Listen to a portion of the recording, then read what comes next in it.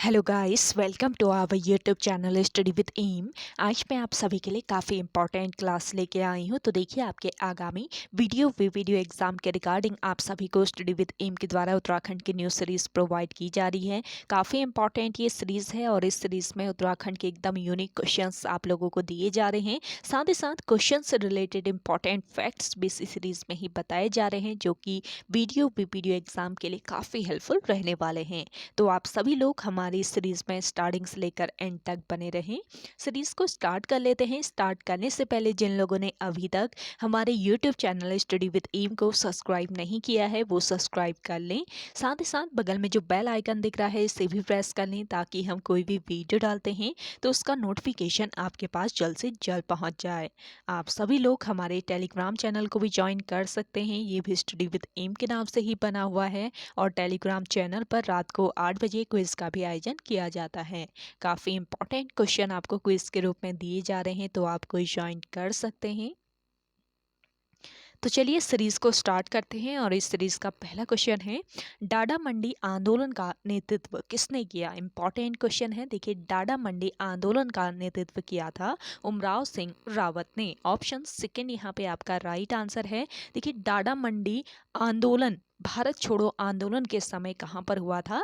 गढ़वाल में उमराव सिंह रावत के नेतृत्व में हुआ, जिसमें क्रांतिकारियों ने गढ़वाल के दुगड्डा क्षेत्र में दूर संचार साधनों को काफी क्षतिग्रस्त किया। नेक्स्ट क्वेश्चन देखेंगे, कुमाऊं राष्ट्रीय मोर्चा का गठन किसने किया। देखिए, कुमाऊं राष्ट्रीय मोर्चा इसका गठन किया था पीसी जोशी ने। ऑप्शन सेकेंड यहाँ पे आपका राइट आंसर है।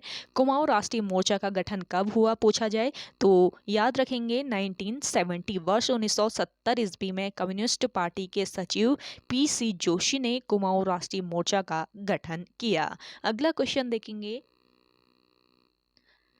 हरिनगर चाय फैक्ट्री किस जनपद में स्थित है। देखिए, हरिनगर चाय फैक्ट्री स्थित है आपके बागेश्वर में। ऑप्शन थर्ड यहाँ पे आपका राइट आंसर है।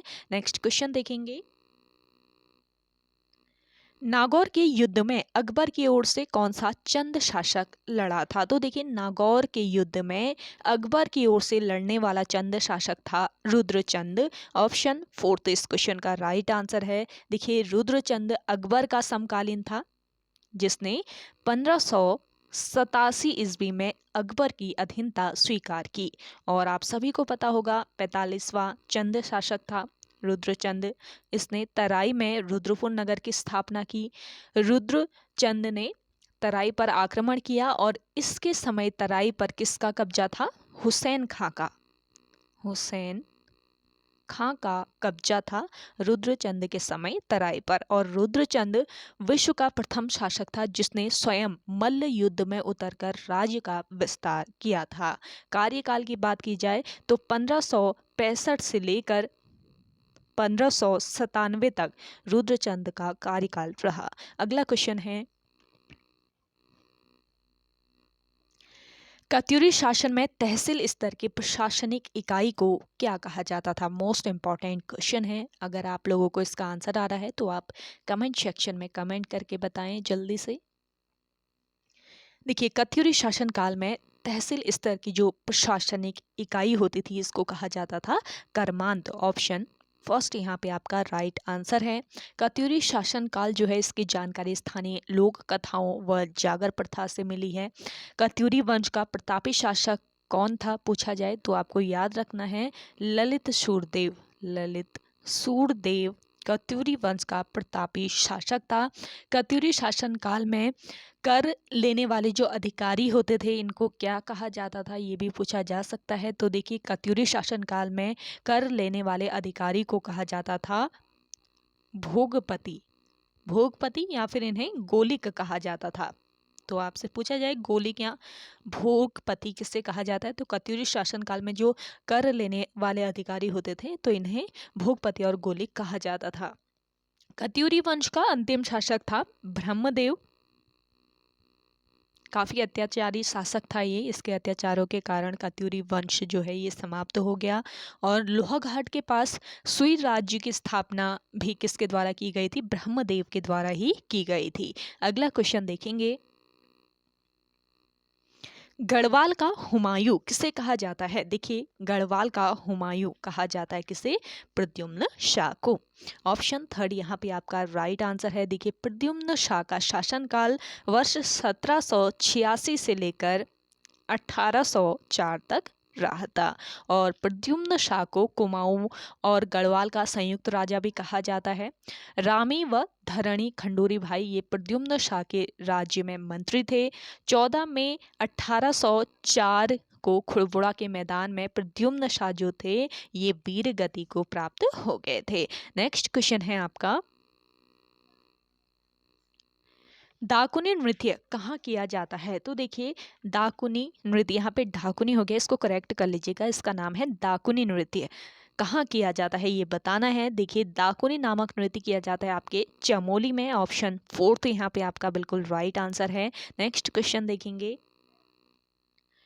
देहरादून जू प्रबंधन सोसाइटी की स्थापना कब हुई? देहरादून जू प्रबंधन सोसाइटी, इसकी स्थापना होती है वर्ष 2016 में। ऑप्शन फोर्थ इस क्वेश्चन का राइट आंसर है।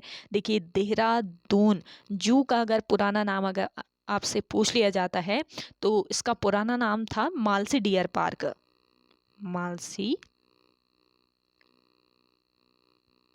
डियर पार्क इसका पुराना नाम था देहरादून जू का।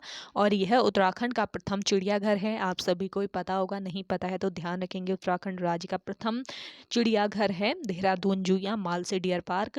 देहरादून जू को मिनी जूलॉजिकल पार्क के रूप में विकसित किया गया है। और देहरादून जू को वर्ष 1976 में देहरादून जू जो है इसको वर्ष 1976 ईस्वी में वन चेतना केंद्र के रूप में विकसित किया गया। अगला क्वेश्चन देखेंगे, दूधाधारी काली मंदिर कहाँ स्थित है? देखिए, दूधाधारी काली मंदिर ये स्थित है आपके कहाँ पर? तपोवन क्षेत्र में। ऑप्शन फर्स्ट यहाँ पे आपका राइट आंसर है। तपोवन ऋषिकेश के उत्तरी छोर पर लक्ष्मण झूला के पास स्थित है। और इस स्थान पर लक्ष्मण जी ने क्या की थी? तपस्या की थी। अगला क्वेश्चन देखेंगे, बुद्धा टेम्पल की स्थापना किस वर्ष हुई थी? तो बताइए, बुद्धा जो टेम्पल है इसकी स्थापना किस वर्ष हुई? काफी महत्वपूर्ण क्वेश्चन है। बुद्धा टेम्पल की स्थापना हुई थी वर्ष 2002 में। ऑप्शन सेकेंड इस क्वेश्चन का राइट आंसर है। बुद्धा टेम्पल जो है ये क्लेमेंट टाउन में स्थित एक आकर्षक स्तूप है। बुद्धा टेम्पल मंडोलिक मठ के रूप में प्रसिद्ध है। ध्यान दीजिएगा, ये मंडोलिक मठ के रूप में काफी प्रसिद्ध है। और इसकी स्थापना 28 अक्टूबर 2002 में हुई थी।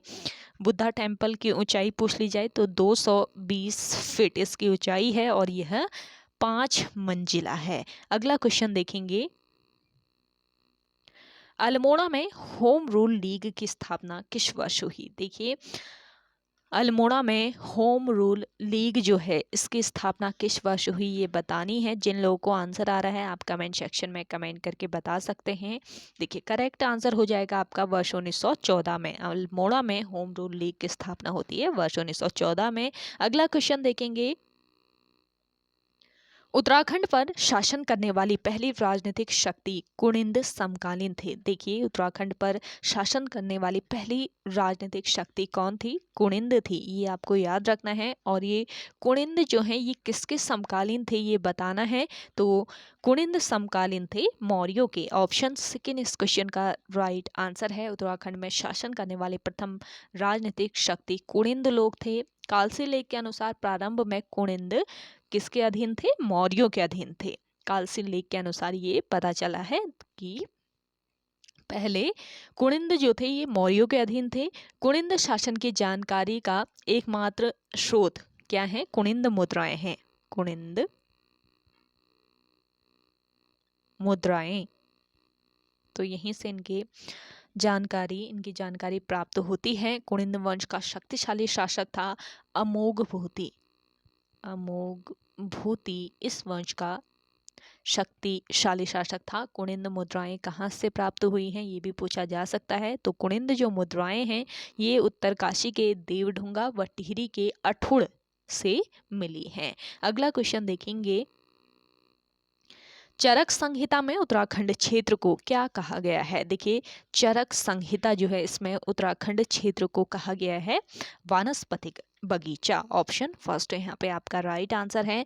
नेक्स्ट क्वेश्चन देखिएगा, रामगंगा राष्ट्रीय उद्यान का नाम बदलकर जिम कॉर्बेट राष्ट्रीय उद्यान कब किया गया? तो देखिए, रामगंगा राष्ट्रीय उद्यान का नाम बदलकर जिम कॉर्बेट नेशनल पार्क या जिम कॉर्बेट राष्ट्रीय उद्यान किया गया वर्ष 1957 में। ऑप्शन सेकेंड यहाँ पे आपका बिल्कुल राइट आंसर हो जाएगा। देखिए, कॉर्बेट नेशनल पार्क का जो गठन होता है ये वर्ष 1936 ईस्वी में होता है। और इसका पहले नाम क्या था? जब इसका गठन हुआ था तो उस समय इसका नाम था हेली नेशनल पार्क। स्वतंत्रता के बाद कॉर्बेट नेशनल पार्क का नाम क्या रखा गया? रामगंगा राष्ट्रीय पार्क या रामगंगा राष्ट्रीय उद्यान रखा गया। वर्ष 1957 ईस्वी में प्रकृति प्रेमी जिम कॉर्बेट के नाम पर इस उद्यान का नाम पड़ा था।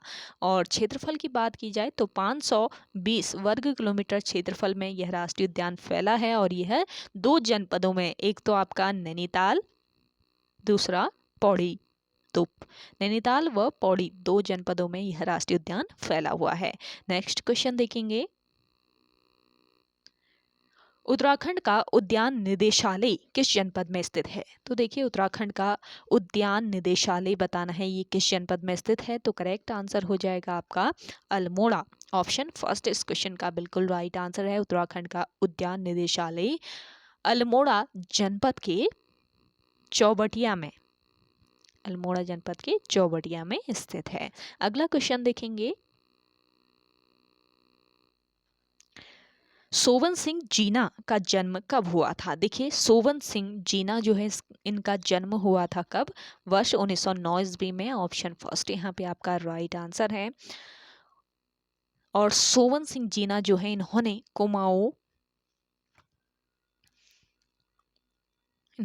कुमाऊं में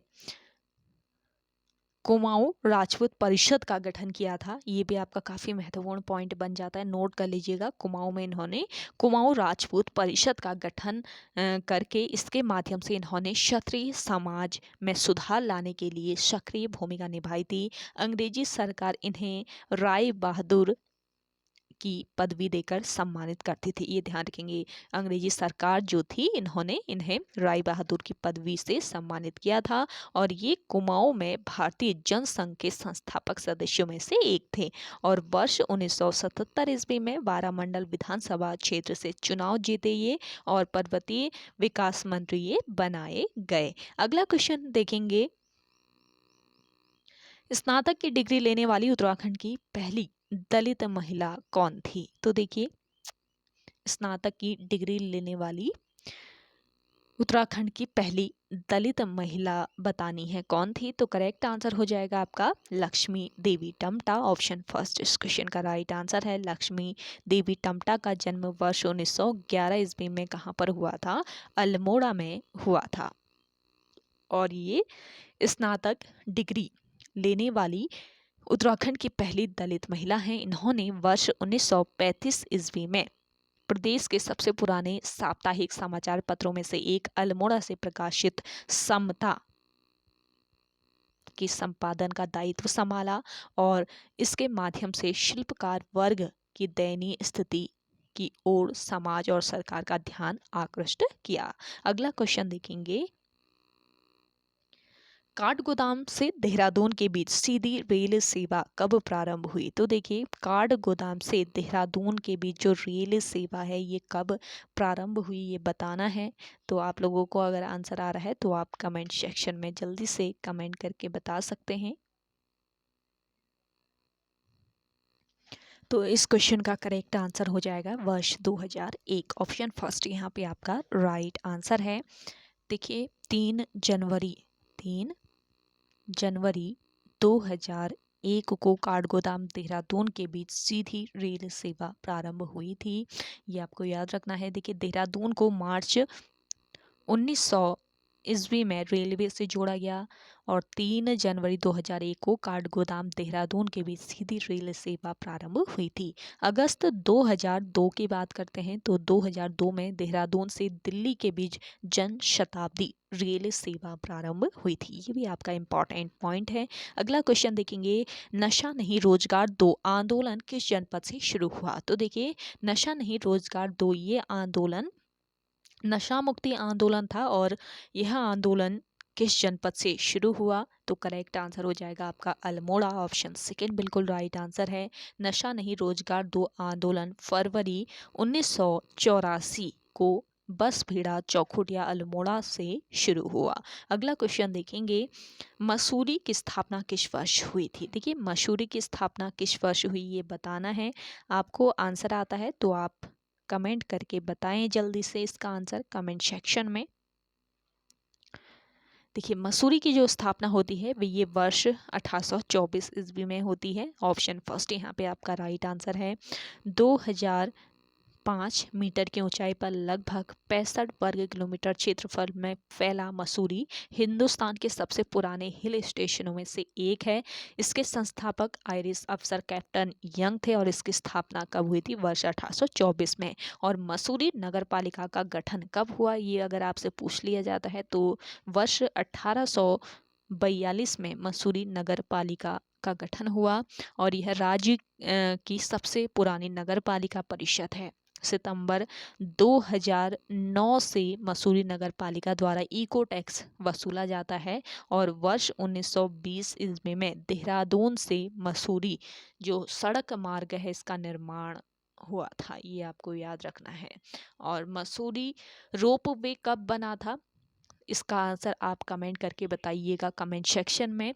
तो ओके गाइज, आज के सेशन में इतना ही। आई होप आप सभी को आज का ये सेशन काफ़ी पसंद आया होगा। अगर आप सभी को आज का ये सेशन पसंद आता है तो इस सेशन को लाइक कीजिए, शेयर कीजिए। जिन लोगों ने अभी तक हमारी YouTube channel study with M को सब्सक्राइब नहीं किया है वो सब्सक्राइब कर लें। तो चलिए मिलते हैं एक नेक्स्ट इंटरेस्टिंग वीडियोज़ के साथ। तब तक के लिए धन्यवाद।